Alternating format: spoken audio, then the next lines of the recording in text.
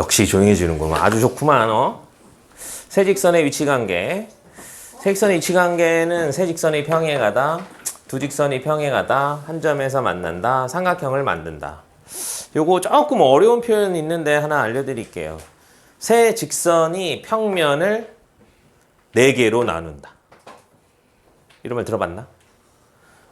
세 직선이 평면을 4개로 나눈다. 평면을 나눈다는 거 이렇게 생각하면 됩니다. 우리 이제 피자가 있는데 칼질을 아직 안 한 상태인 거야.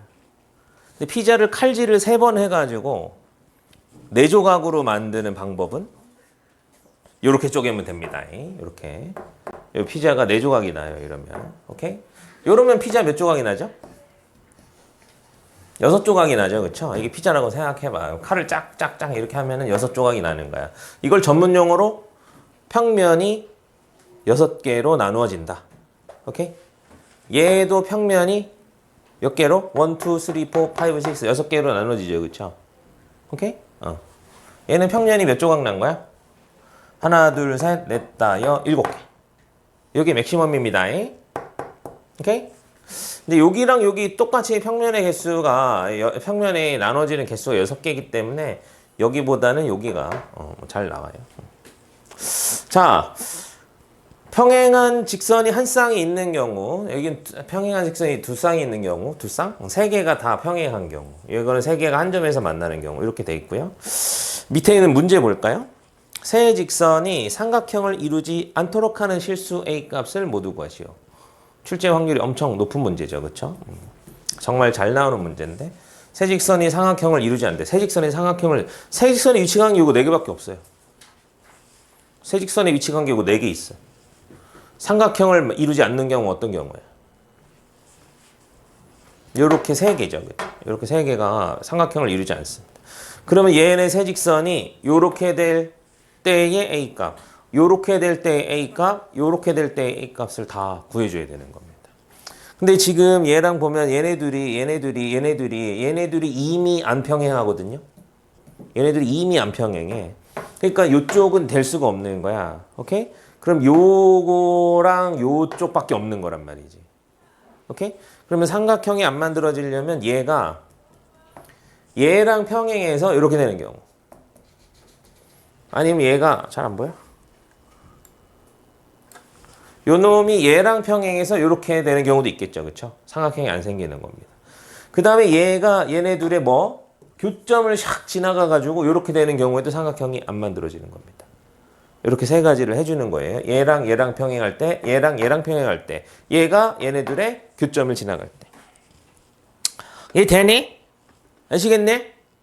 정신 차려야 되는데 뒤에 거 엄청 어렵고 중요한 건데 이거 두 직선의 교점을 지나는 직선. 두 직선의 교점을 지나는 직선을 우리가 세팅할 줄 알아야 됩니다. 선생님 세팅이라는 표현을 쓰죠. 식을 놓을 줄 알아야 돼. 어떻게 하냐면 이렇게 합니다. 이렇게.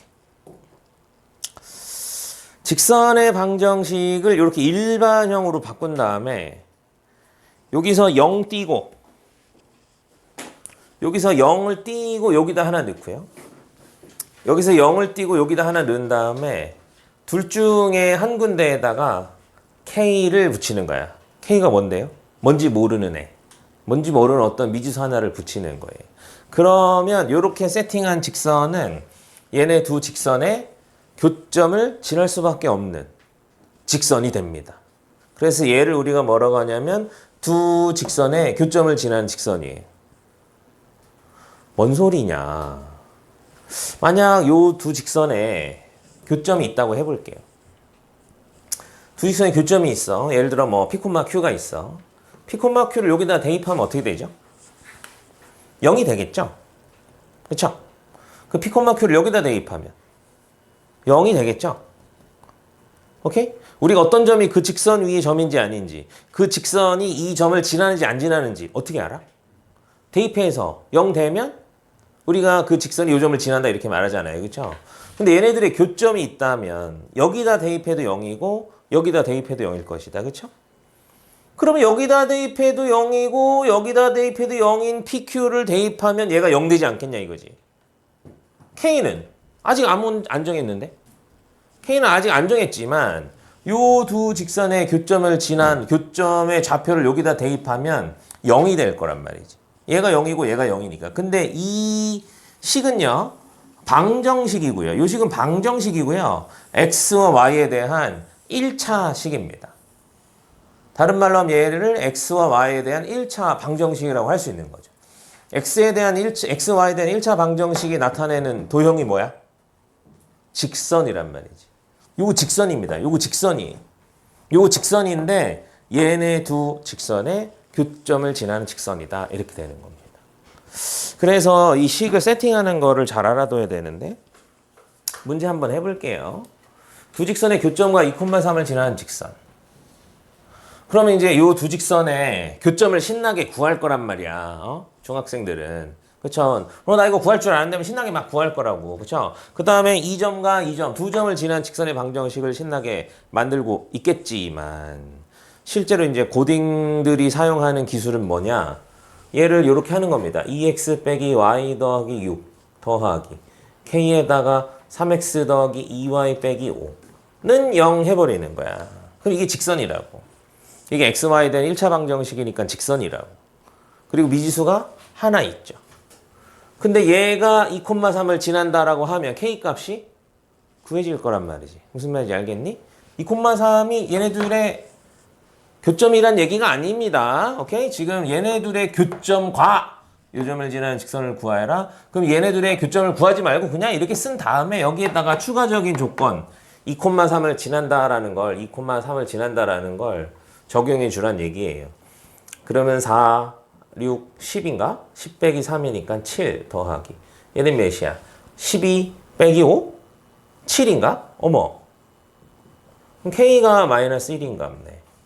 그럼 여기다 K에다 마이너스 1을 넣어. 그러면 정리해봐. 마이너스 X. 마이너스 3y. 6 더하기 5. 플러스 11은 0. 좀 X 앞에 마이너스 있으니까 좀 거시기 하네요. X 더하기 3y 마이너스 11은 0이라는 직선의 방정식이 나오게 되는 겁니다.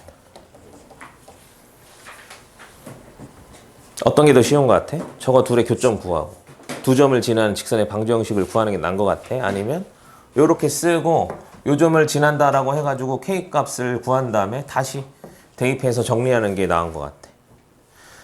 이걸 다 고급 기술, 선진 기술이라고 하는 데는 이유가 있는 거예요. 오케이? 중학생들한테 안 가르쳐주는 이유가 있는 겁니다. 오케이? 고급 기술은 당연히 더 편리하고 편리하다는 건 오류가 일어날 확률이 적다는 거예요. 오류가 일어날 산수 실수를 할 확률이 적다. 요런 기술이 있습니다. 두 직선의 교점을 지난 직선이 이 선생님이 왜 중요하다고 하냐면 요 기술은 나중에 가서 또 써요. 원과 원의 교점을 지나는 원. 원과 직선의 교점을 지나는 원. 요런 거 할 때도 쓰기 때문에 잘 기억해 두면 좋겠습니다. 자, 요 직선은 실수 K값에 관계없이 항상 일정한 점을 지난다. 실수 K값에 관계없이 이거 많이 듣던 말 아닌가? 요거 하면 뭐가 생각나요? 뭐가 생각나? 세 글자? K값에 관계없이 하면 생각나는 거 없어? 생각 안 하겠다고? 뭐야? 세 글자. 힌트 또 줘야 돼? 식으로 끝나요. 식. 항등식이죠. 항등식. K에 대한 항등식이다 이런 뜻입니다. K에 대한 항등식이면 우리가 어떻게 해야 되죠? K에 대한 내림차순으로 정리를 해줘야 됩니다.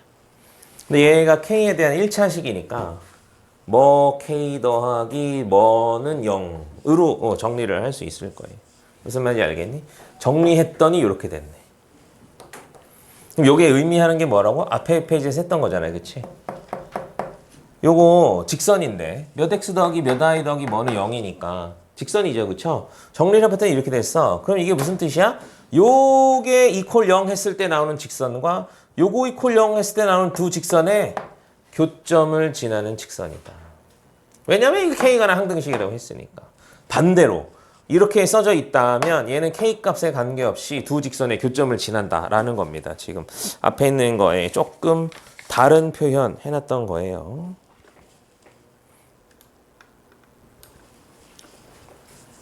두 직선의 교점을 지나고 직선의 수직인 방정식을 구하죠. 그러니까 이제 우리가 문제를 풀 때 선생님이 이제 세팅이라는 표현을 쓰는데 어디서 시작해서 세팅을 시작해야 되느냐가 사실 이제 다 노하우야, 경험치야.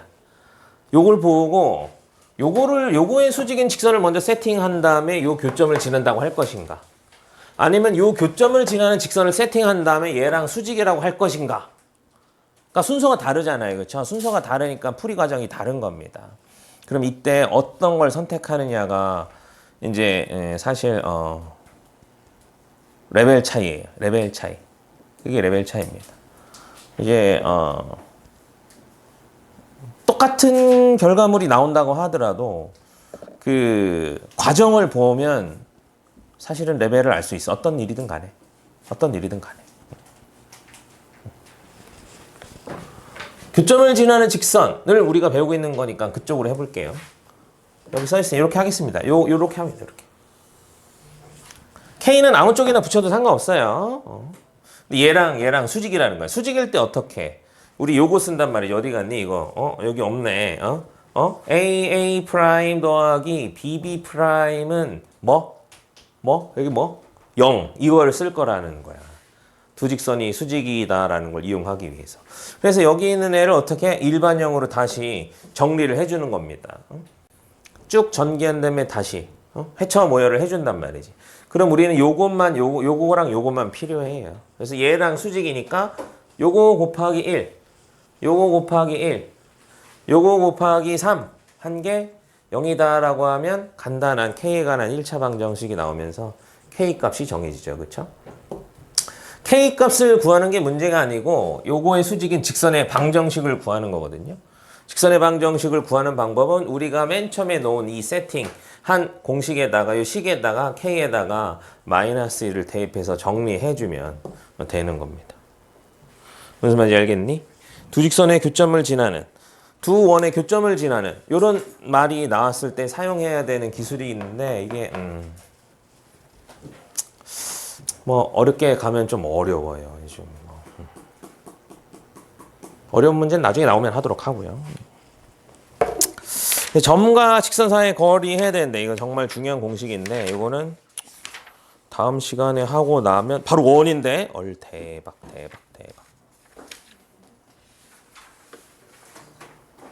공식만 외워오는 거 숙제로 할까? 추가로? 공식 외워오세요. 공식만 미리 무조건 외워오세요. 무지성 암기. 아시겠죠? 그 밑에 문제 풀어보겠습니다.